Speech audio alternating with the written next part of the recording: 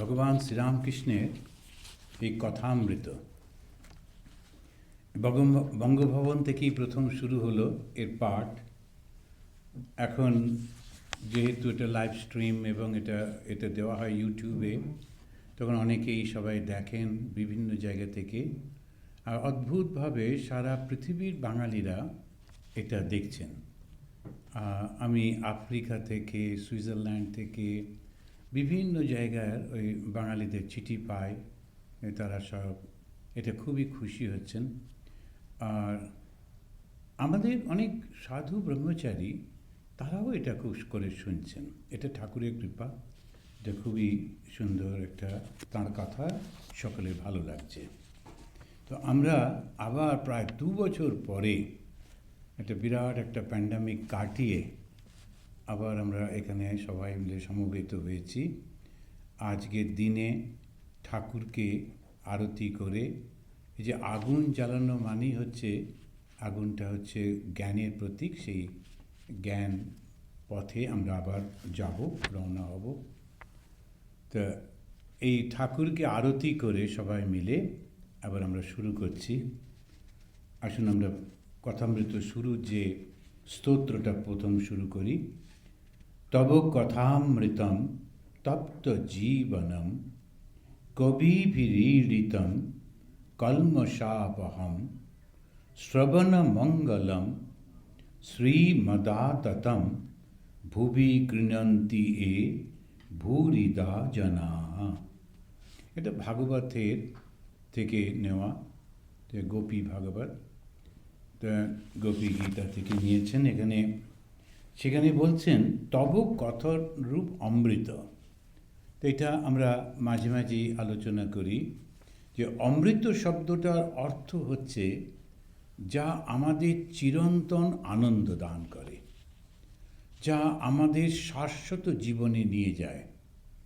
তো অনেক সময় আমরা মনে করি যে এটা একটা তরল পদার্থ, যেরকম আমাদের গল্পে আছে যখন সমুদ্র মন্থন হলো তখন সে অমৃত উঠল ইত্যাদি।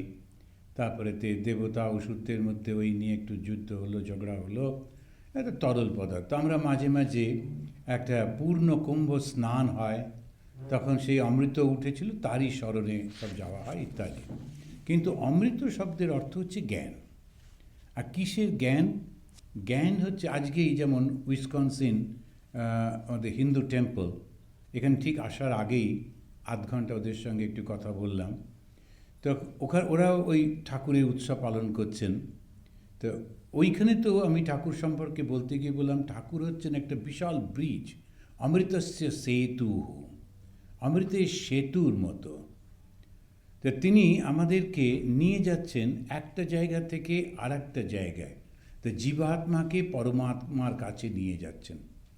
তো সেতুটা কী করে, মাঝখানে একটা সমস্যা থাকে, যেমন জল থাকে, ট্রেন লাইন থাকে, যেটাতে চট করে যাওয়া যায় না, তখন এক জায়গা থেকে আর এক জায়গাতে আমাদের নিয়ে যেতে সাহায্য করে, পৌঁছে যেতে সাহায্য করে। শ্রীরামকৃষ্ণ হচ্ছেন অমৃতস্য সেতু, এটা একটা উপনিষদের কথা, অমৃতের সেতু, দ্য ব্রিজ টু ইটার্নিটি। তিনি আমাদেরকে কিভাবে নিয়ে যাচ্ছেন? জ্ঞান দান করে, বুঝিয়ে, বলে, এবং নানান রকম সুন্দর একটা কথার মধ্যে দিয়ে তাদের আমাদেরকে খুব আনন্দ দিতে দিতে নিয়ে যাচ্ছেন। তো এইভাবে আমরা পৌঁছে যাচ্ছি। এবারে আমাদের নতুন যে আপনারা সবাই জানেন যে হোম অফ হারমোনি, বহুদিন ধরে আমি এটা বলছি, তো এটা হয়ে যাবে। আমরা 4th, যেটা ঠাকুরের তিথি পুজোর দিন ছিল, ওখানে পুজো করা হলো। আর 21শে মে, 21 মে, ওটা অফিসিয়ালি ইনগরেশন হবে। ওখানে একটা ঠাকুরের স্ট্যাচু বসাবো, এটাই প্রথম ওই স্ট্যাচুটা পুজো হচ্ছে। আর সেটি হচ্ছে ঠাকুরের, যেটা আমরা মনে করি ওই ধ্যান, ওই সমাধিস্থ যেটা, তো ওই দুটি আঙুল ওপর দিকে তোলা, আর তার এক হৃদয়ের কাছে হাতটা এরকমভাবে রাখা। এই যে মূর্তিটা আমরা দেখতে পাই, কেশবচন্দ্র সেনের বাড়িতে ওটা তোলা হয়েছিল, ওই মূর্তিটা আনা হয়েছে। বেশ বড় মূর্তি, প্রায় 12 ফুট না 14 ফুটে, তারপরে তো পেডেস্টাল নিয়ে, এটা খুব বড় হবে। তো ওই সুন্দর ওইটা বসাবো কেন? আমার ওই মনে হয়েছিল ওই অমৃতস্য সেতু, এই যে দুটি আঙুল, একটা হচ্ছে জীবাত্মা আর একটা হচ্ছে পরমাত্মা, এই দুটো যখন এক হয়ে যায় তখন আনন্দ, অমৃত তখন হৃদয়ের মধ্যে। হৃদয়ের মধ্যে যেই আনন্দ অনুভব করি সেইটি আমরা ওইটার দিক করব। তো ওইটাকে সামনে রেখে আমাদের এই অগ্রসর হব। তো তব কথামৃতম তপ্ত জীবনম, কিন্তু কার কাছে? যার জীবনটা তপ্ত, যে বুঝেছে যে জীবনটা আমার, এই জীবনে নানান রকমের আমরা মান সম্মান পাই, কত কি পাই, তো সেইটা নিয়ে যারা খুব আনন্দে থাকে তাদের জন্য কিন্তু এটা না। যারা বুঝেছে যে জীবনটা খুবই টেম্পোরারি, কিছুদিনের পর সব পাল্টে যাবে, সব চলে যাবে, বেশি দিন কিন্তু হয় না, এই 30 বছর, 40 বছর, 50 বছর, বাস, তারপরে সব শেষ হয়ে যায়। আর ওটার জন্যে আমরা অনন্তকাল ধরে ঘুরতে থাকি, বারবার জন্ম নিতে থাকি আর মৃত্যুর মধ্যে যেতে থাকি। তো এইটা থেকে বাঁচার উপায় কি? যখন এইটা মনে আসে, তপ্ত জীবনা, যখন সে জীবনটা আর পছন্দ হচ্ছে না, তার কাছে কথামৃত, এই কথামৃত তাদের কবিরা বলছেন ইত্যাদি। এটা মিনিংটা আপনারা প্রায় সবাই জানেন। তো ঠাকুর এখানে যে কথাটা আমরা আজকে পড়ব, তো শ্রী শ্রী কথামৃতের প্রথম খণ্ড, আর 1883 25শে ফেব্রুয়ারি, অহেতুকি ভক্তি মূল কথা রাগানো গা ভক্তি, এইটি ঠাকুর এখানেতে বলবেন। মাস্টারমশাই একটা সাব হেডিং দিলেন, যদি রাগ ভক্তি হয়, অনুরাগের সহিত ভক্তি, তাহলে তিনি স্থির থাকতে পারেন না। তো এই ভক্তি সম্পর্কে বলতে গিয়ে নারদ মুনি বলছেন অমৃত স্বরূপাচ, আবার ওই অমৃতের কথাই বলছেন। ভক্তি ইটসেলফ রিয়ালাইজেশন, যেই মুহূর্তে ভক্তিটা হলো তখনই কিন্তু লাভ হয়ে গেল। আর সেটা কীরকম? আনন্দের স্বরূপ। যখন আমরা ভক্তি করি, অনেকে পুজো করবার সময় সেটা কি হয়, বৈদিক ভক্তি, সকালে উঠতে হবে, ফুল তুলতে হবে, চন্দন বাটতে হবে, তারপরে যেমন হিন্দুদের এই সিস্টেমে যে চলে, গিয়ে পুজো করতে হবে, তখন অনেকের কাছে ওটা খুব কষ্টকর হয়ে যায়। কিন্তু যখন ভালোবাসার সঙ্গে করছে, ওই কাজগুলোই ধীরে ধীরে ধীরে তাকে ভীষণ একটা ভালোবাসা হয়। যখন চন্দন লাগায় তখন যেন কপালে একটু চোখের উপরে যাতে না আসে, কারণ ঠাকুরের চোখে ওইটা চন্দনটা পড়লে ভীষণ কষ্ট হবে। ওই ভক্তি এসে গেল। তার আগে যেটা হচ্ছিল বিধিবদ্ধ, এটা করতে হয়, করছে, পটাং করে নিয়ে গিয়ে অনেকে দেখবেন একেবারে এমন থাপড়া করে একটা ঠাকুরের, কারণ ওর কাছে ওটা মূর্তি, ওর কাছে একটা ছবি, ওটা কিছুই না, নিয়ে টং করে এটা লাগিয়ে দিল। আর তার বিশেষ নজর হচ্ছে কোন কোন লোক এলো, কতটা প্রণামী দিচ্ছে, কী হচ্ছে। তো ওই দিকে তার নজর থাকায় ও ভালো করে ওটা করে না, ওইটা ভক্তি না, ওটা পুজোও না। আর ওইটা সারা জীবন করলেও আধ্যাত্মিক উন্নতি হচ্ছে না। তো পুজো করা মানে ভীষণ ভালোবাসার সঙ্গে করতে হয়। আমার মনে আছে, আমি ওদের বলেওছি বোধ হয়, বেলুর মঠে ডিউটি পড়ে যখন আমরা ট্রেনিং সেন্টারে থাকি, তা 2 মাস হচ্ছে ঠাকুর ওই মন্দিরটা পরিষ্কার করা ওই বেলুর মঠে, আর মানে 15 দিন হচ্ছে ওই পুরো ফ্লোরটা পরিষ্কার করা, 15 দিন এই জানলাগুলো পরিষ্কার করা, 15 দিন ঠাকুরের মূর্তিটা পরিষ্কার করা। তো যেদিন ওইটা পড়লো, তখন যিনি মূল পূজারী ছিলেন, তো উনি এসে দেখছেন আমি কি করছি। তখন আমি যেমনভাবে করছি, বলছে যে মনে রেখো ঠাকুরের কিন্তু ভীষণ নরম শরীর, কিন্তু বেলুর মঠের মূর্তিটা তো পাথরের। এবার আমি যখনই করতে যাচ্ছি, স্বাভাবিকভাবেই আমি পাথর ভেবে একটু জোরে জোরে, উনি কিন্তু পেছনে এসে ফিসফিস করে বললেন, এতে ঠাকুর আবার ডিস্টার্ব না শুনতে না পান, সেরকম করে কানে কানে বলছেন, মনে রেখো ঠাকুরের কিন্তু ভীষণ নরম শরীর, আস্তে আস্তে করবে। তো তখন আমি তখন মনে হলো ঠাকুর জীবন্ত, ধীরে ধীরে করছি, আস্তে আস্তে করছি। তোমার সমস্ত কিছু করবার পর, বিশেষ করে যখন চোখের তলাটা মোচাচ্ছি যাতে ঠাকুরের কোনো কষ্ট না হয়, এরকম করে করা হলো। করে টোরে ওটা ধুতে হবে, ধোবার পর ওটা মেলতে হবে, একটু সাবান দিয়ে ধুয়ে। উনি আবার দাঁড়িয়েছেন, আমি ধুয়ে টুয়ে ভালো করে, আর কতটুকু, এইটুকু তো ছোট্ট একটা, তো সেটাকে ধুয়ে পরিষ্কার করেছি। আবার এসে বলছেন, তোমার কি মনে হয় একটা ঠিক ঠিক ধোয়া হয়ে গেছে? তাই আমি বললাম, হ্যাঁ মহারাজ, ধোয়া গেছে। আরেকবার নাবাও। নাবি আবার জলের কাছে গেলাম, বলছে এবার দেখো তো ধুলে সাদা আসছে কি না। দেখলাম ওই সাবান যেটা একটু লেগে আছে। তখন বলে, এর পরের দিন যখন তুমি ঠাকুরকে ওইটা দিয়ে পরিষ্কার করাবে, তাহলে ঠাকুরের কত কষ্ট হবে। এই হচ্ছে ভক্তি, ওই ভালোবাসার সঙ্গে ভক্তি। আমার ছিল যে ওটা ডিউটি করতে হবে, ট্রেনিং সেন্টারে 15 দিন ঠাকুরে ওটা করতে হয়, তো সেই জন্য বিধিবৎ ভক্তি। কিন্তু এটা হচ্ছে ভালোবাসার সঙ্গে ভক্তি। তো ঠাকুরকে যখন খেতে দিচ্ছে, উনি দেখছেন এই কাঁঠালের মধ্যে একটা করে সেই কুয়ার সঙ্গে এটা দিয়ে থাকে, সেটা বার করা আছে কিনা, বলে মুখে খেতে কষ্ট হবে। প্রত্যেকটি জিনিস, জলটা কতটা দূরে রাখলে উনি ধরতে পারবেন, ভাবতে পারবেন না। ওই হচ্ছে এত ভালোবাসার সঙ্গে করা। তো ভক্তিটা যখন আমরা হবে, তখন ঠাকুর বলছেন যদি রাগ ভক্তি হয়, রাগ মানে অনুরাগ, অনুরাগ মানে সম্পূর্ণভাবে ভালোবাসা, আর কিছু মনেই পড়ছে না, ওইটা ছাড়া কিছু মনেই পড়ছে না। তো সেই হচ্ছে, আর একজন স্বামীজিকে দেখেছিলাম, আমার এই মুহূর্তে নামটা মনে পড়ছে না, সারা জীবন ঠাকুর ঘরে, বেলুড় মঠের যে ঠাকুর ঘর, ওর ঠিক পেছনেই প্রিপারেশন রুম আছে, তো সেইখানে সারা জীবন কাটিয়ে দিলেন। তাকে শিবানন্দজি মহারাজ বলেছিলেন, এটাই তোমার ডিউটি।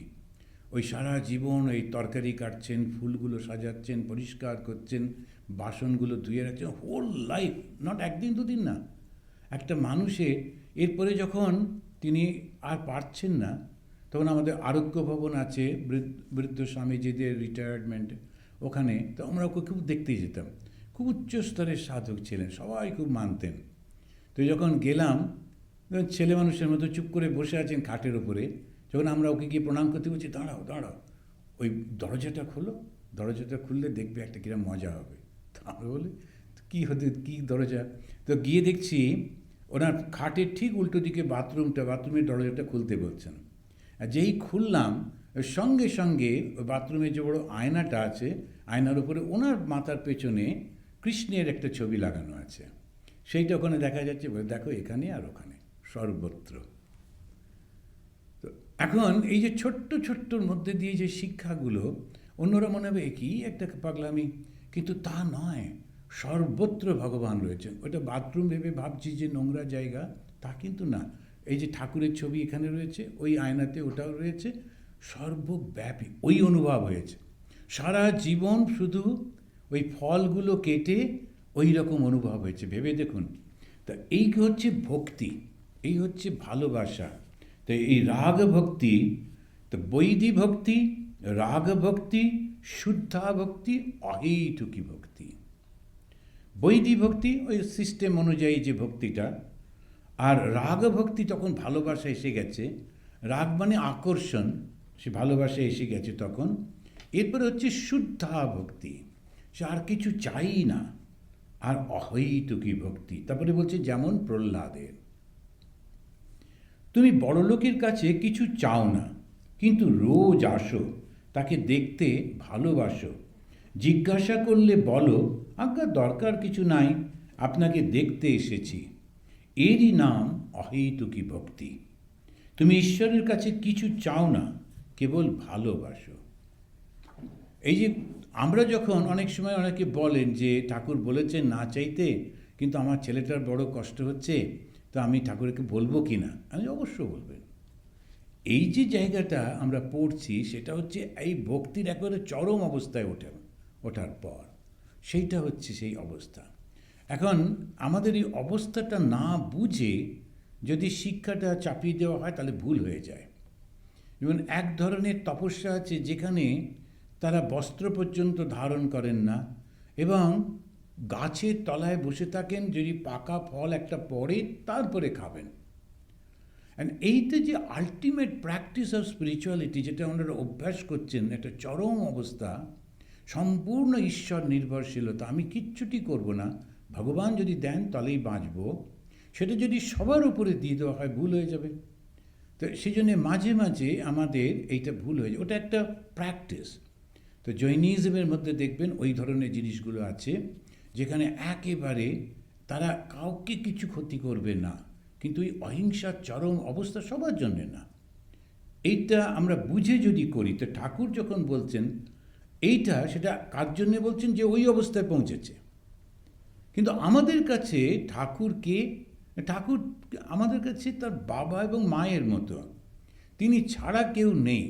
আপদে বিপদে ঠাকুরকেই তো বলবো, শুধু অন্য ভুল এটা করলে হবে না। এই করতে করতে একটা যখন অবস্থা আসবে তখন আর বলতে হবে না, তখন ওই ভালোবাসা নির্ভরশীলতার প্রতি আর তখন ঠাকুরকে কিছু বলতেই হবে না, উনি নিজেই বুঝে যাবেন, নিজেই করবেন। কিন্তু সেই অবস্থাটার মধ্যে দিয়ে যেতে হয়। তা আমরা ঠাকুরকে এখন যেরকমভাবে ভালোবাসি, সেই ভালোবাসার মধ্যে একটা ডিপেন্ডেন্স রয়েছে, তুমি আমাদের এটা একটু দাও। একজন বলছিলেন ঠাকুরের মুখ দেখবো না, আমাদের এতদিন ধরে প্রার্থনা করছি, এইটা পূরণ করলো না। আমি বললাম যে অতটা মানে চাইলে তো হবে না, আপনার অন্যান্য সমস্ত কর্মগুলোর ফলগুলো দেখতে হবে তো। এটা দিলে ভালো হবে কি না কী করে বুঝছেন? অনেক সমস্যাও তো আছে। এইভাবে চিন্তা করে ভক্তিটা করতে হয়, যে যে জিনিসটা ঘটছে আমারই ভালোর জন্যেই কিন্তু ঘটছে। আর যেই ভাববেন তখনই দেখবেন সব কিছু ঠিক হয়ে যাচ্ছে। তা না হলে অনেক সময় ঈশ্বরের উপর রাগ হয় এবং আর দেখব না, করব না, এগুলো খুব ভুল হয়ে যায়। তুমি বড় লোকের কাছে কিছু চাও না, কিন্তু রোজ আসো, তাকে দেখতে ভালোবাসো।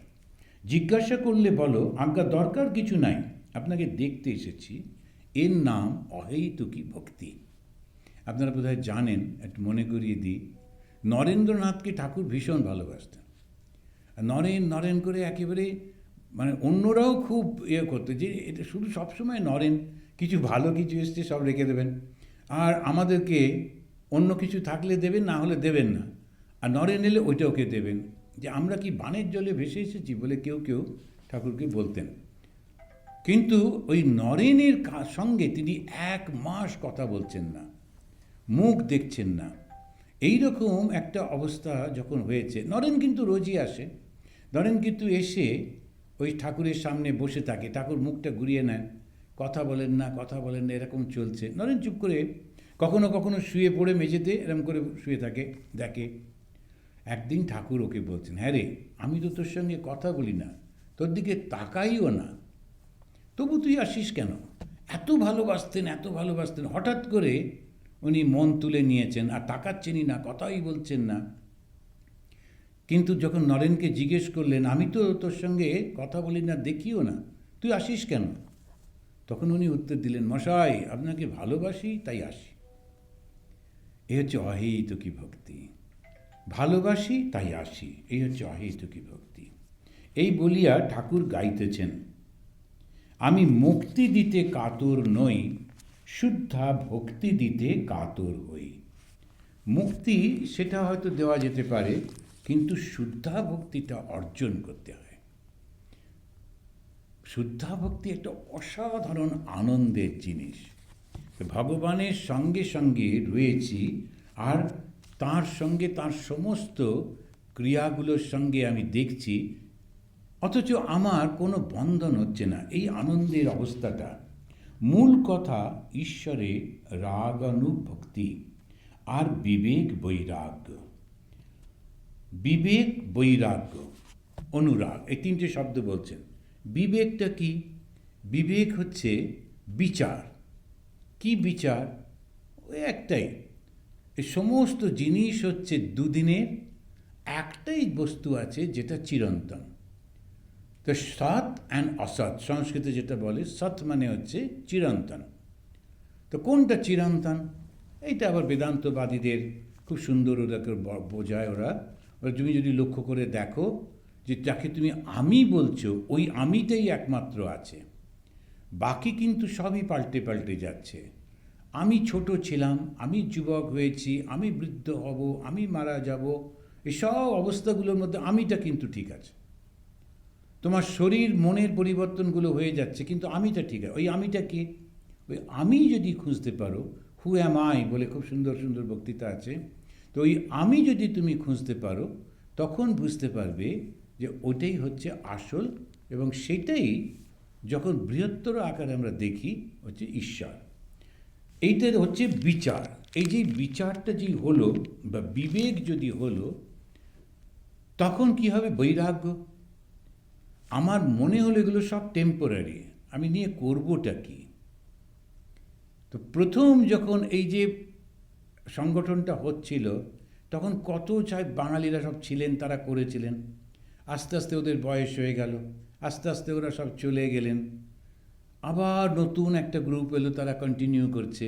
এরকমই হতে থাকে। তো আমি চিরকাল থাকবো এটা কখনো হয় না, কিন্তু আমাদের মনে হয় আমি শুধু থাকবো আর কেউ থাকবে না। এটাই খুব সমস্যা হয়। যখন সেই প্রশ্ন করেছিলেন যুধিষ্ঠির, তখন বলছেন, আচ্ছা তুমি বলো তো আশ্চর্যটা কি? তখন ওই যুধিষ্ঠির ওইটা বললেন, অহনি অহনি ভূতানি গচ্ছন্তি যমমন্দিরম। প্রতিদিন প্রতি মুহূর্তে মানুষ মরে যাচ্ছে, কিন্তু যারা বেঁচে আছে তারা মনে করছে আমি তো থাকবো, আমার কিছু হচ্ছে না, আমার কিছু হবে না। এটা বারবার ভুল হয়ে যায়।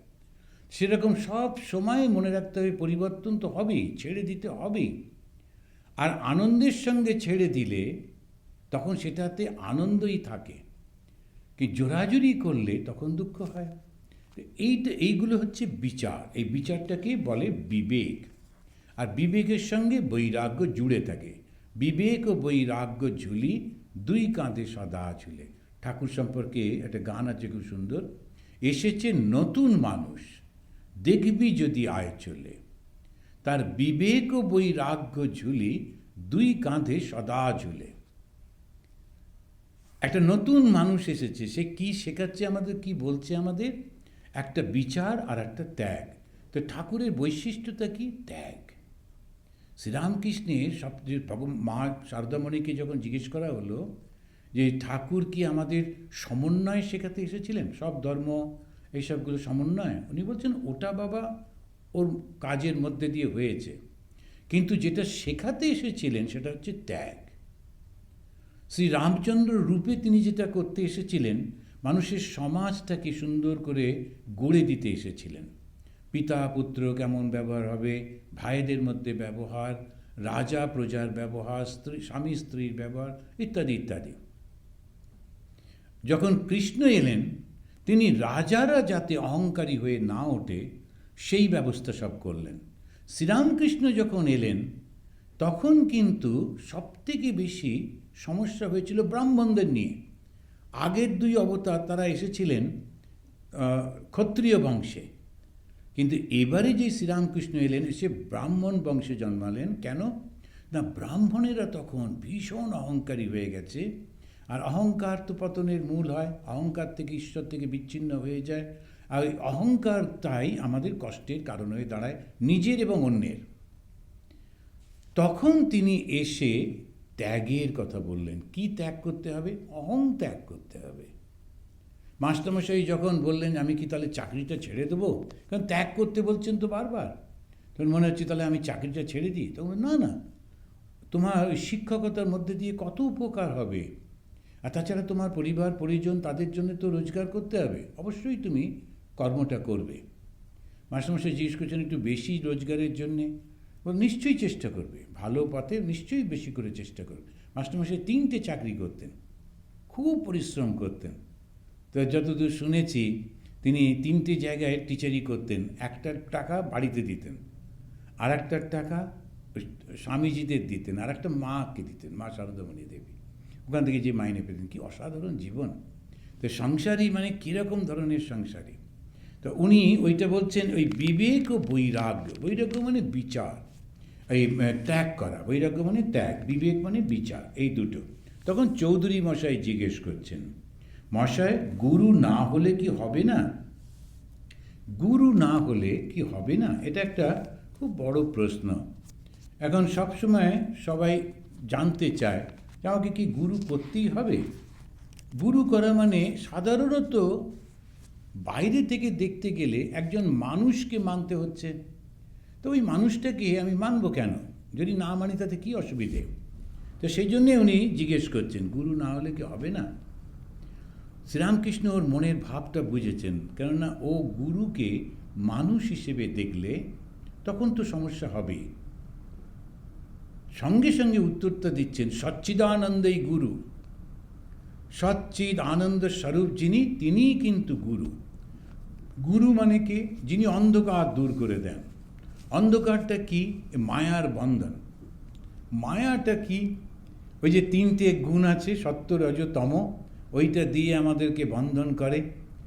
আর সমস্ত যেটা সত্যি জিনিস সেটাকে ডেকে ওর ওপরে যেটা সত্য নয় সেটাকে চাপিয়ে দেয়, দেখতে খুব সুন্দর লাগে। তো কখনো কখনো যেমন ওরা বলে একটা মৃতদেহ পচে গলে গেছে, তার উপরে মাটি দিয়ে ফুল টুল লাগিয়ে দিয়েছে, দেখলে মনে হচ্ছে কী সুন্দর ফুলের বাগান। এবারে যখন খুঁড়তে গেল এই পচা গলা দেহটা বেরিয়ে এলো। আসলে ছিল পচা গলা দেহটা, আমরা দেখছি ওইভাবে। আবার একটা উদাহরণ দেওয়া যেতে পারে যে আমরা ভুল করে অনেক কিছু দেখি, মনে হয় কী সুন্দর জিনিস, কিন্তু আসলে অতটা সুন্দর নয়। আসলে সেটা সুন্দর নয়, মনে হচ্ছে যেন কত ভালো। ছবি টবি দেখলে মনে হয় কী সুন্দর, ওখানে যাব, বেড়াতে যাব, গিয়ে দেখলেন কী উৎপাত, প্রচুর মশা, তারপরে নোংরা, তারপরে এইসব লোকজনগুলো আশেপাশে। সুতরাং আমরা যেটা মনে করি দেখি তা কিন্তু সবসময় সেটা নয়। তো গুরু যখন তিনি আমাদের অন্ধকারটা দূর করে দিচ্ছেন, অজ্ঞানটা দূর করে দিচ্ছেন। অজ্ঞানটা হচ্ছে আমাদের ওই যে শক্তিটা আমাদেরকে আটকে রেখেছে, যে মায়া শক্তি, সেই মায়া শক্তির বাইরে যেতে হবে। মায়া শক্তি তো ভগবানের শক্তি, ভগবানের শক্তির বাইরে যাওয়া যায়? কেমন করে যাব? একমাত্র ভগবানই যদি পারেন। তো এই যে কুকুর থাকে, যে বাড়িওয়ালা যে কুকুর রেখেছে, কুকুরগুলো কিন্তু ওই বাড়িওয়ালা একটা শীষ দিলেই শান্ত হয়ে যায়।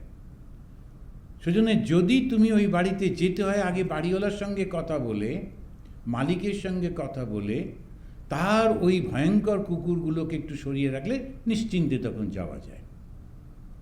তো মায়া ওই হচ্ছে ভগবানের ভয়ঙ্কর তিনটে কুকুর। তো তাদের ভগবানের কাছে যেতে হলে ওকে বলতে হবে তুমি একটু সরিয়ে দাও। আর ওই যে তিনটে মায়া তিনি সরিয়ে দেন, তখন সত্যিকারের রূপটা দেখতে পাওয়া যায়। তো এইটাই হচ্ছে গুরু। গুরু কি করেন? অন্ধকার দূর করেন। অন্ধকার অজ্ঞান। অজ্ঞানটা কি? অহংকার। অহংকার কোত্থেকে আসছে? সত্য রজতম এই মায়ার খেলার মধ্যে অহংকারটা আসছে। কে দূর করতে পারে?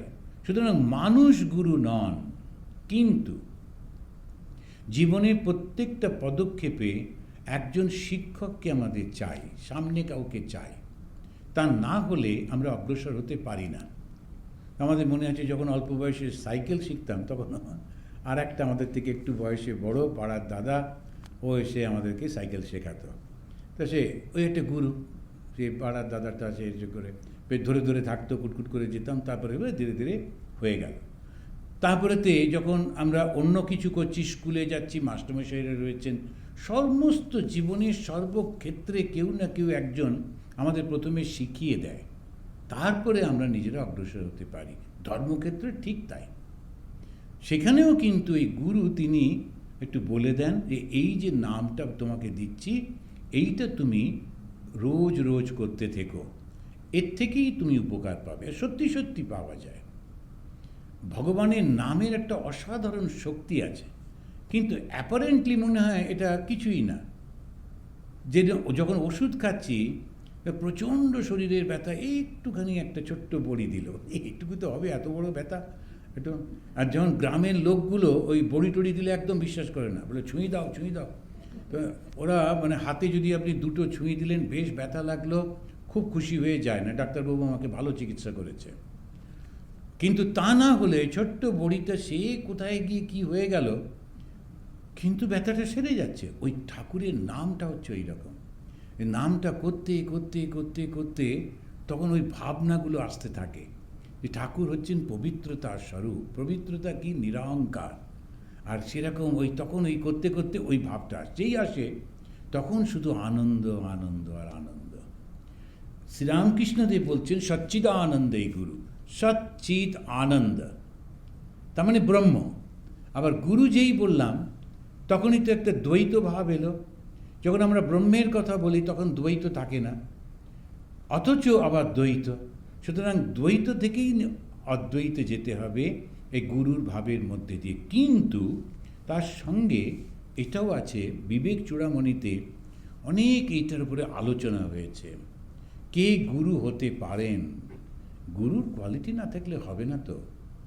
এখন আমার গুরু কীরকম না, উনি 3টে ইউনিভার্সিটি থেকে এই ডক্টর পাস করেছেন, এই করেছেন সেই করেছেন। আমার গুরু কি? ওই গুরু ওই সার্টিফিকেটগুলো হলে হবে না। ওগুলো ঠিক আছে, অ্যাডিশনাল যদি থাকলেও তো ভালো, কিন্তু তার যেটা থাকতে হবে প্রথম কৃপালু। শ্রীকৃষ্ণ তিনি উদ্ধবকে বলেন যে দেখো, আর উদ্ধব কিছুতে ছাড়বে না কৃষ্ণকে, তুমি শরীর ত্যাগ করো না। কৃষ্ণের তখন 120 বছর বয়স, তখন বলছেন তুমি শরীর ত্যাগ করো না, তুমি চলে গেলে ধর্মটা কে দেখবে, বলছে তুমি অনেক রকম বলে শেষে এসে বলছেন তুমি সাধুদের কাছে যাও, সাধু সঙ্গ করো, তাহলেই তুমি আমাকে পাবে। বলে আবার তখন উদ্ধব বলছেন তাহলে সাধুটা কে, কী করে বুঝবো সাধু? তখন বলছেন প্রথম যে 28টা গুণের কথার মধ্যে প্রথমটি বললেন কৃপালু। তা অন্তরটা কৃপায়, অন্তরটা ভালোবাসায় পরিপূর্ণ থাকবে। আর দ্বিতীয় হচ্ছে সে কখনো ঈর্ষা করবে না। এরকম পরপর কত দিচ্ছেন উদাহরণ। শঙ্করাচার্য তার বিবেক চূড়ামণিতেও বলছেন যে তিনি কীরকম বসন্তবৎ লোকহিতম চরন্তা। যখনই বসন্তকাল আসে, স্প্রিং আসে, তখন কত ফুল হয়, ফল হয়, আর কি সুন্দর পরিবেশ হয়, পাখিরা আসে, পশুরা আসে, মানুষের মনের মধ্যে একটা আনন্দ আসে। ওই যে যেমন করে প্রকৃতি ওইটা করে, ও কারোর কাছ থেকে কিছু আশা করে না, ওইটা দেয় সবাইকে, তেমনি গুরুও শুধু দেন, কিচ্ছু চান না, কিচ্ছু আশা করেন না। প্রতিদিন তিনি প্রার্থনা করছেন শিষ্যের জন্যে এবং সব সময় তাদের মঙ্গল চাইছেন, আর কিছু চান না। তো গুরু কি করে আমরা যাব, কি করে বুঝব? যখন দেখব তার মধ্যে শুধু ভালোবাসা রয়েছে আর তার কোনো স্বার্থপরতা নেই। আর সঙ্গে সঙ্গে স্বার্থপরতা নেই কি করে বুঝব?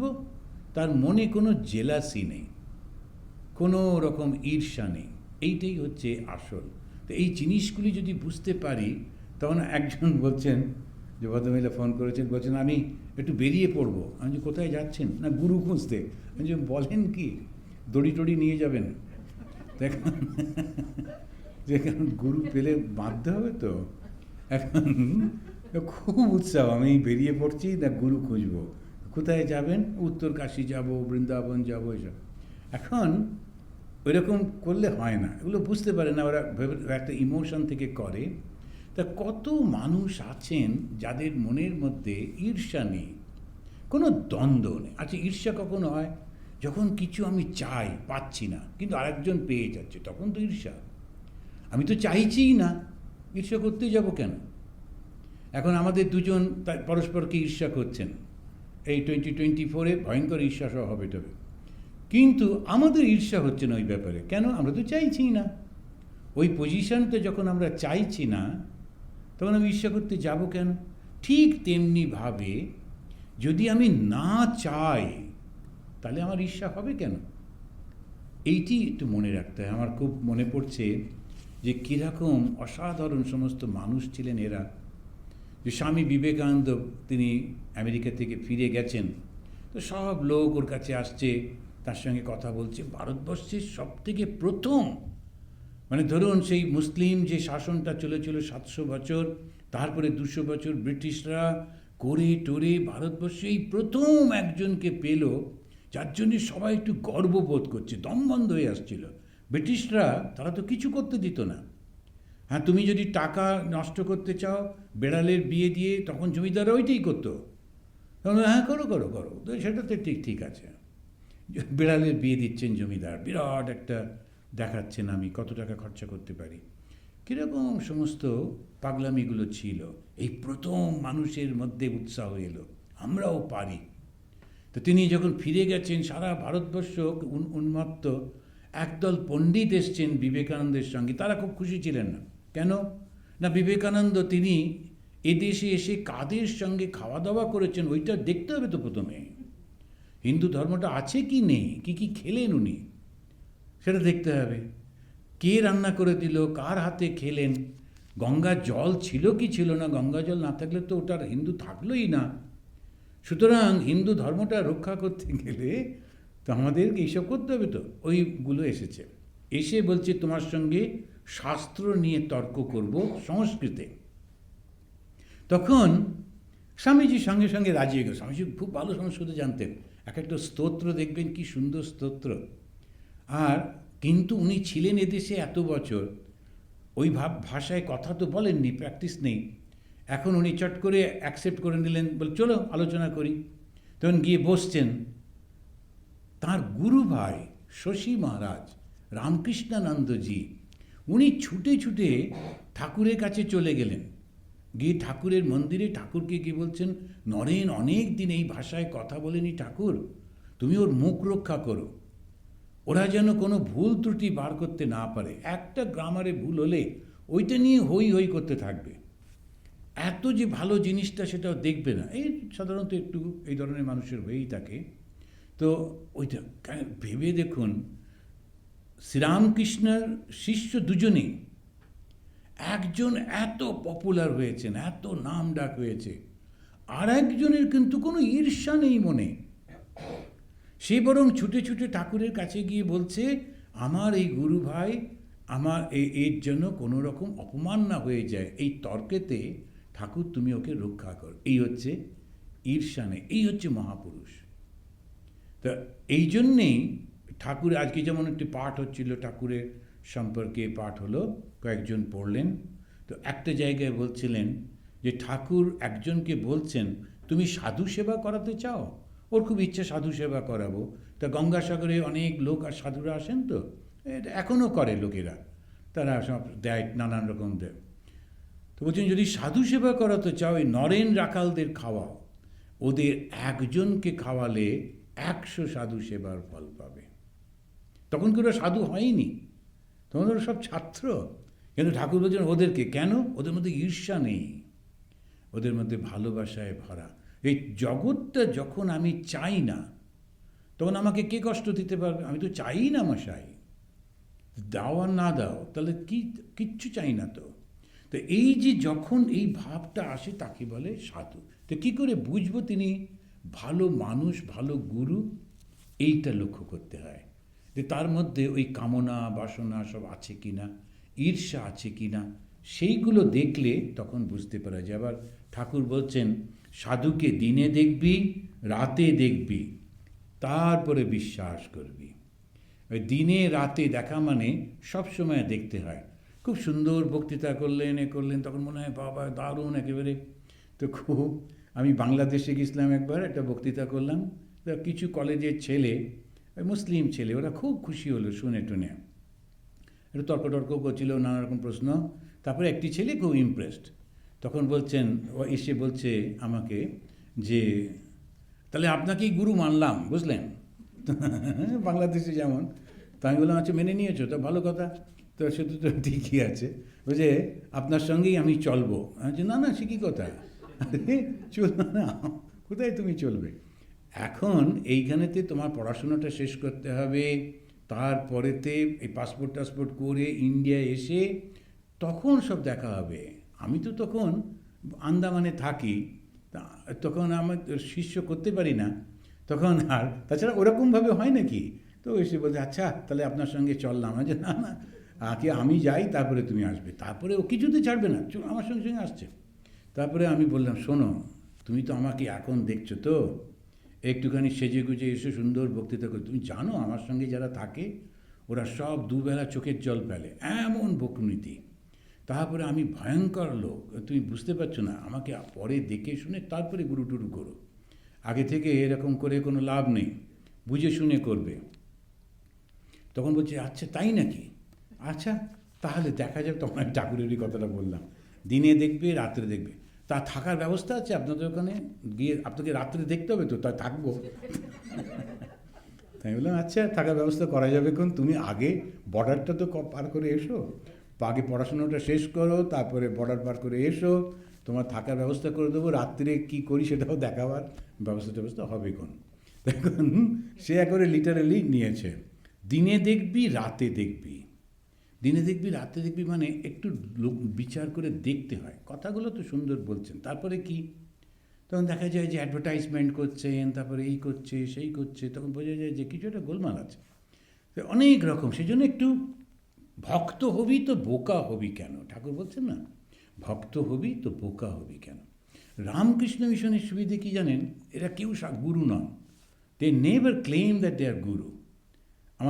আমার নিজের যিনি গুরু ছিলেন বীরেশানন্দজি, ওনাকে গুরুদেব বললে ভীষণ রেগে যেতেন। তোমার গুরু হচ্ছেন শ্রীরামকৃষ্ণ, আমাকে খবরদার গুরু বলবে না। তো এই গুরু, সেটা আমাদের সব সময় আমরা বলি যে শ্রীরামকৃষ্ণই হচ্ছেন গুরু। তো রামকৃষ্ণ মিশনের সাধুদের জীবন মোটামুটিভাবে যদি আপনি লক্ষ্য করে দেখেন, এই সমস্ত গুণগুলো ওদের মধ্যে অনেকটা আছে। আর বিশেষ করে যখন ওই প্রেসিডেন্ট ভাইস প্রেসিডেন্ট হন, ওদের মধ্যে পরিপূর্ণভাবে থাকে। অনেককে দেখেছি। সুতরাং ওই গুরু খুঁজতে বেরোবো, ওটার প্রয়োজন নেই, একটু খেয়াল করে দেখলেই তখন দেখা যায়। তো গুরু কে? সচ্চিদানন্দই গুরু। তিনি কি করেন? অযাচিতভাবে মানুষকে সাহায্য করেন। কেননা ওই ভালোবাসা আছে, বদলে কিচ্ছুটি চান না। এইখানে শ্রীরামকৃষ্ণ বলছেন, সব সাধন করে ঈশ্বর দর্শনের সময় গুরু সামনে এসে পড়েন। সব সাধনা, একটা তন্ত্রের মধ্যে একটা পদ্ধতি আছে, সব সাধনা করে। তো মৃতদেহের উপরে যখন আপনারা জানেন যে তারাপীঠ যেটা আছে, ওই তারাপীঠে ওরা সব সাধনা করে। আমি গিয়ে খুব ভয় পেয়ে গেছিলাম, খুব ভয়ঙ্কর একটা ভয় লাগছিল। তা ওই একজন সাধু বড় একটা গাছের সামনে একটুখানি ছোট্ট করে প্লাস্টিক দিয়ে একটা ছোট্ট ঘর মতো করেছেন, ঘর না, একটু ছাওয়া, তার নিচে বসে আছেন। আর ওর সামনে একদম বসে আছেন, উনি দেখছেন সামনে মাটি খুঁড়ে একটা ছোট্ট বাচ্চা মারা গেছে। বাচ্চাদের তো পোড়ায় না, হয় জলে ভাসিয়ে দেয় কিংবা মাটিতে দিয়ে দেয়, ওর সামনে দিয়ে দিচ্ছেন। উনি বসে বসে দেখছেন, ওইখানেই সারাদিন থাকবেন, সারা রাত থাকবেন, ওই মৃতদেহের উপরে উনি তপস্যা করবেন। তো খুবই ভয়ঙ্কর চতুর্দিকে, তাও একটা সাধনার পথ। তখন ওরা ভয় পায় না। কেন ভয় পায় না? যেটা আমি দেখছি মৃত্যু বলে, যেটা অ্যাপারেন্টলি আমরা ভয় পাই, আসলে তো সেটা কিছু নেই। শুধু এ ঘর থেকে ও ঘর, ঠাকুর যেমন বলছেন, ওই রকম মানসিকতা যাদের আছে তারা ওই সব সাধনা করে। আর ওইটা যখন তাদের যখন ওই ভয় থেকে মুক্ত হয়ে যায়, তখন কি হয়? তো বলছেন গুরু সামনে এসে পড়েন আর বলেন, ওই দেখ তোর ইষ্ট। ঠাকুর একটু সাহিত্য করে বলছেন, যেন ওই গুরু সামনে এসে গিয়ে বলেন, ওই তোমার ইষ্ট। অর্থাৎ তোমাকে কিন্তু জীবনটা প্রথম থেকে তৈরি করতে হবে। যদি বেসিকটা তৈরি না থাকে, তাহলে তুমি কখনোই ভালো গুরু পাবে না। যদি ভালো স্টুডেন্ট হয়, ঠিক দেখা যাবে কোনো ভালো টিচারের কাছে ঠিক পৌঁছে যাবে। তেমনি সত্য কথা বলা, সৎ কাজ করা, ইত্যাদি ইত্যাদি যে সমস্তগুলো আছে আমাদের, সেইগুলো করবার পর, অর্থাৎ মরাল সমস্ত ট্রেনিংগুলো নেবার পর সত্যি সত্যি গুরু পাওয়া যায়। এবং তিনি বলেন, ওই দেখো তোমার ইষ্ট। ইষ্ট কে? ইষ্ট হচ্ছেন সেই ভগবান যার কাছে আমি যাব। ইষ্ট মানে সব থেকে প্রিয়। তো প্রিয়র কাছে আমি যাব। যে ভগবানের কোন রূপটা আমার প্রিয়, এটা বড় কথা নয়, ভগবানের গুণটা কি, ওইটা হচ্ছে আসল। শ্রীরামচন্দ্র বলে হই হই করছি, শ্রীরামচন্দ্রের গুণটা কি? একজন একটু থেমে কেউকে যদি জিজ্ঞেস করা যায় যে তুমি চললে কোথায়, বলে না ওখানে মারামারি করতে হবে, রামচন্দ্র। তো হচ্ছে আচ্ছা, রামচন্দ্রের গুণটা কি? একজনও কিন্তু বলতে পারবে না। তো রঘুকুল রীতি সদা চলি আই, প্রাণ ইউ বরু বচন না যায়, ওই হচ্ছে গুণ। বচনবদ্ধতা। তার বাবা বলেছিলেন যে তুমি আমাকে বন্দি করে তুমি রাজা হয়ে যাও। রাম বললেন, না না, ওটা চলবে না। তুমি যখন মাকে কথা দিয়েছ, কৈকেয়ীকে কথা দিয়েছ, কথা তোমাকে রাখতেই হবে। বচনবদ্ধতাই হচ্ছে ধর্ম। বচনবদ্ধতা, আমি যাকে যা কথা দিয়েছি আমি রেখেছি, ওই হচ্ছে রাম। রাম কিচ্ছুটি চাইছেন না, অত বড় রাজত্ব, তার ভাই গিয়ে কান্নাকাটি করছে, বলে যাকে যা হয়ে গেছে হয়ে গেছে, আমার জন্যই তো মা রাজত্ব চেয়েছিল, আমি পেয়েছি, এবার আমি তোমাকে দিচ্ছি, তোমার চরণে রাখছি এই রাজত্ব, গ্রহণ করো। বলে না না, তাহলে ভুল হয়ে যাবে, আমি যে কথা দিয়েছিলাম সে কথাটা রাখা হবে না, তুমি বরঞ্চ ফিরে যাও। রাজত্বও চাইছেন না। এই যে গুণগুলি, তারপরে তিনি গিয়ে একেবারে পতিত, যাদেরকে আমরা ছায়া পড়লে ব্রাহ্মণরা স্নান করতেন, সেই সমস্ত মানুষের এঁটো খাচ্ছেন। ওখানে একজন ছিলেন শবরী। সবরই তিনি ভক্তিভাবে বসে আছেন কবে রামচন্দ্র আসবে, দেবতা আসবে, এবং সেই রোজ রোজ ফল তুলে তুলে রাখতেন। সেই ফলগুলো যে রামচন্দ্র এসছেন এত উত্তেজিত যে এসছেন, একটু যে টক নয় তো, নিজে একটুখানি করে টেস্ট করছেন আর ওকে দিচ্ছেন। লক্ষণ রেগে গেলেও রাম খুব খুশি হয়ে যাচ্ছেন। কেন না, সম্পূর্ণ ভুলে গেছেন রামচন্দ্রের এই গুণগুলো তো আমরা দিচ্ছি না। রামচন্দ্র গুহক চণ্ডালকে বুকে জড়িয়ে ধরছেন, চণ্ডাল সে গুহক চণ্ডাল, আমরা তো নিচ্ছি না। তাহলে আমরা যখন কোনো দেবতাকে ভালোবাসি, আমার ইষ্ট, তার গুণটা নিতে হয়। শুধু এই মূর্তিটা নিলে তো হবে না। রামচন্দ্রের মতো এরকম একটা নিয়ে, একটা ধনুক টনুক নিয়ে সেজে গুজে বেরোলে কি রামচন্দ্র হবে? ওর গুণটা নিতে হবে। এই গুণটা, কৃষ্ণের গুণ কি? কৃষ্ণের গুণও কিন্তু ত্যাগ। ইচ্ছা করলে তিনি সমস্ত ভূভারতের সম্রাট হতে পারতেন, একটাও কিন্তু নেননি। আবার এই কৃষ্ণের হচ্ছে সত্য। যখন তারই পরিবারের লোকেরা তারা অসত্যের মধ্যে চলে গেল, তাদেরকে ত্যাগ করলেন, একটু দ্বিধা করলেন না। তার ছেলে শাম্ব, সে যখন এরকম একটা খারাপ কাজ করে ফেলল, একটা ঋষিকে অপমান করে ফেলল, তখন যুবকরা সব মদ টদ খেয়ে মজা করছেন। হঠাৎ করে কয়েকজন ঋষি যাচ্ছেন, তারা দেখা করতে এসেছিলেন কৃষ্ণের সঙ্গে, আর তারা বললেন চল ওই বুড়োগুলোকে একটু মজা করি। তখন ওই শাম্বকে এখন একটু কতগুলো কাপড় টাপড় দিয়ে, একটু প্রেগনেন্ট মহিলার মতো সাজিয়ে, ঘোমটা টোমটা দিয়ে ওই ঋষির কাছে নিয়ে গিয়ে বলছেন, আচ্ছা আপনারা তো সব বলতে পারেন, বলুন তো, যেমন ওই সব বাচ্চাগুলো করেন অনেক সময়, যে বলুন তো যে এই মহিলা কি সন্তান প্রসব করবেন। তখন উনি প্রথম দিকে এড়িয়ে যাচ্ছিলেন, কিন্তু বারবার বিরক্ত করছে দেখে প্রচণ্ড রেগে গেলেন, গিয়ে বললেন মুষল প্রসব করবে, আর সেই মুষল তোমাদের সবাইকে ধ্বংস করবে। কৃষ্ণ শুনলেন, বন্ধ করতে পারতেন, কিন্তু স্বয়ং ভগবান করলেন না। উনি বুঝলেন এরা আমার কাছে থাকা সত্ত্বেও, আমার বংশ হওয়া সত্ত্বেও, আমার সন্তান হওয়া সত্ত্বেও ধর্মের পথ থেকে বিচ্যুত, ভগবান তার সঙ্গে নেই। ওই হচ্ছে কৃষ্ণ, যে সম্পূর্ণ ডিট্যাচড। আমার ছেলেও যদি অন্যায় করে তাকে ফলভোগ করতে হবে, আমি ওর মধ্যে থাকবো না। আমরা যারা কৃষ্ণকে ভক্তি করি, যারা এই ক্ষমতায় আছি, তারা এতটা করতে পারবো। ওই হচ্ছে ঠিক ঠিক ইষ্ট। ইষ্ট দেবতা মানে ভগবান শ্রীরামকৃষ্ণ সবাইকে গ্রহণ করছেন। হিন্দু, মুসলমান, শিখ, কোনো কাউকে বাদ দিচ্ছেন না। তিনি সমস্ত ধর্মের কাছে যাচ্ছেন, সবাইকে দেখে উনি বলছেন সব ধর্ম একই পথে চলেছে। শুধু লোকেরা তারা অহংকার করে, বলে আমার ঘড়িটাই ঠিক সময় দিচ্ছে, ওইটা নিয়ে ঝগড়া করে। প্রত্যেকে বলে আমার ঘড়িটাই ঠিক টাইম দিচ্ছে, কিন্তু সবাইকে নিয়ে চল। এবারে রামকৃষ্ণের অনুরাগী হয়ে, ভগবান শ্রীরামকৃষ্ণকে অনুসরণ করে আমরা যদি অন্য ধর্মের নিন্দা করি, অন্য করি, সেটা কি ঠিক হবে? ভুল হয়ে যাবে।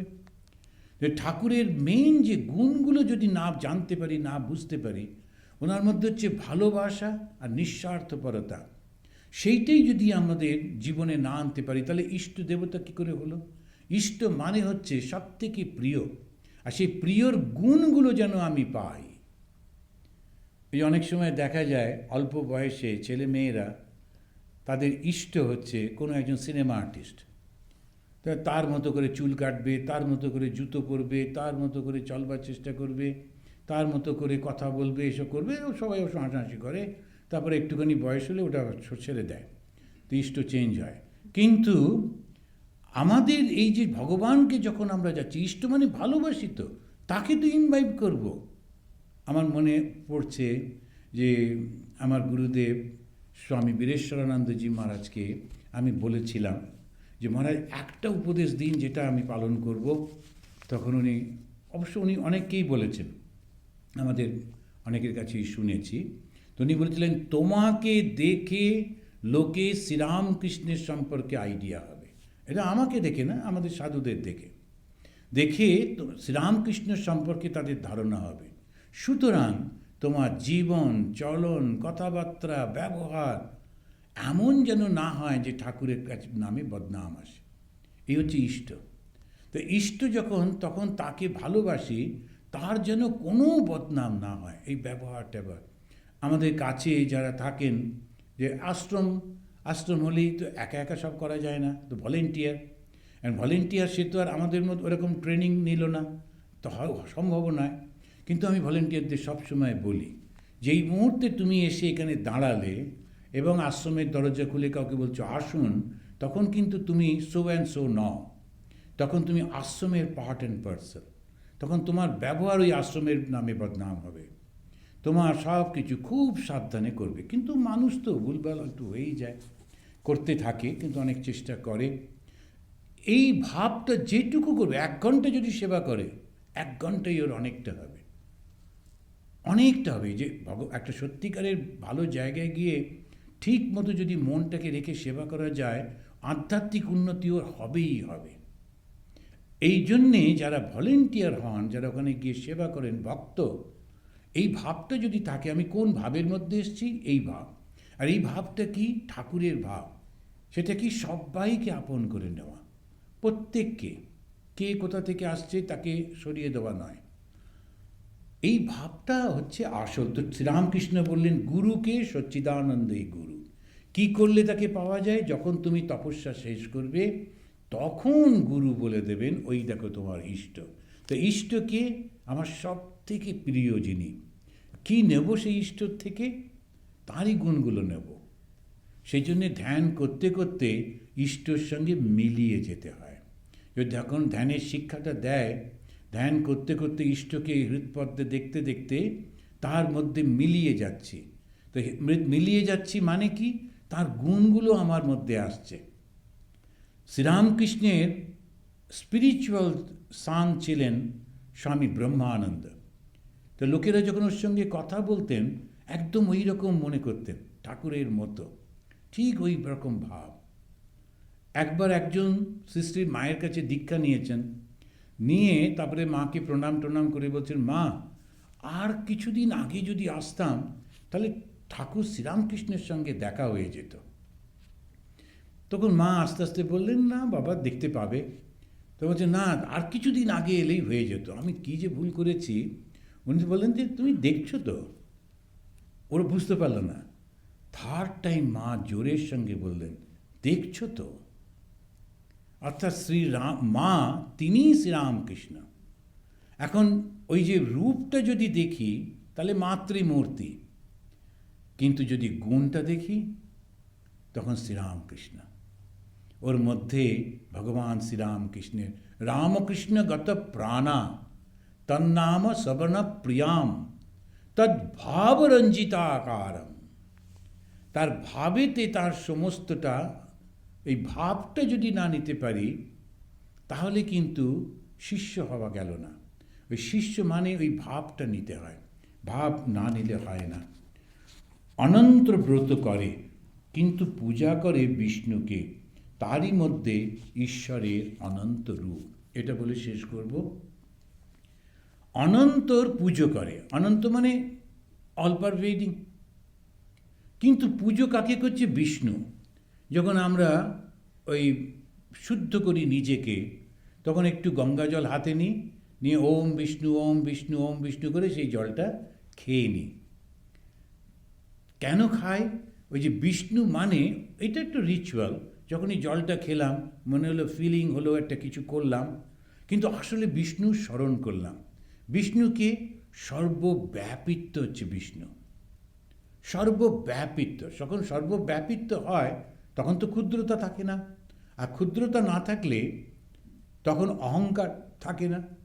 আমার সঙ্গেই তো অহংকার। এইটা হচ্ছে বিষ্ণু। তাই ঠাকুর একটু একটু করে হিন্ট দিয়ে গেলেন। একটা হচ্ছে সচ্চিদানন্দই গুরু, কারণ গুরু আর কেউ হতে পারে না।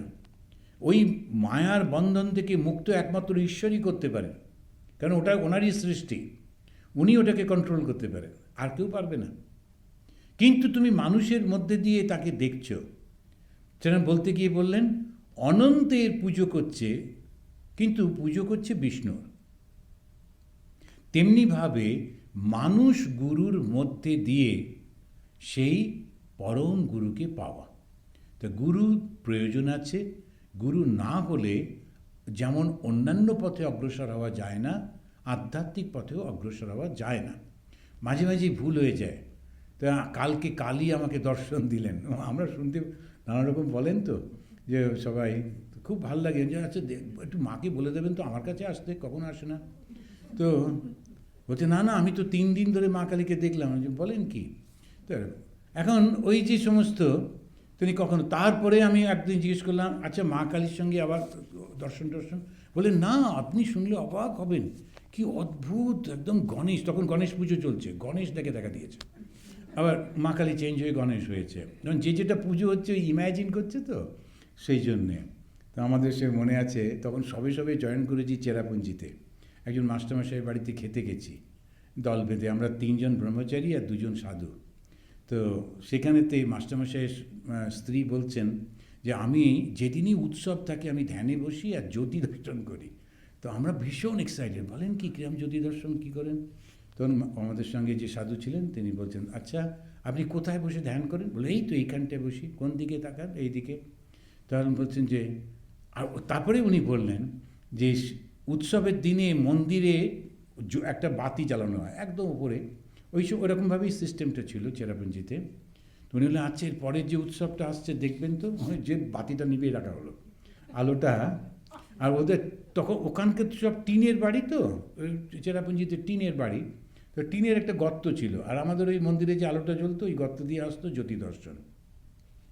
এখন ওটা খারাপ না, ইন্সপিরেশন পাচ্ছেন ঠিকই আছে, কিন্তু ওইটাকেই সত্যি মনে করলে ভুল হয়ে যাবে, ওটা সত্যি মনে করলে ভুল হয়ে যায়। সেই জন্যে জ্যোতি তো দেখলাম, একজন এসেছিলেন, এসে বললেন আমি আমার এই দু ভুরুর মাঝখান থেকে মনটা এখন এখানে উঠে আসছে, আমি ব্লু লাইট দেখতে পাচ্ছি।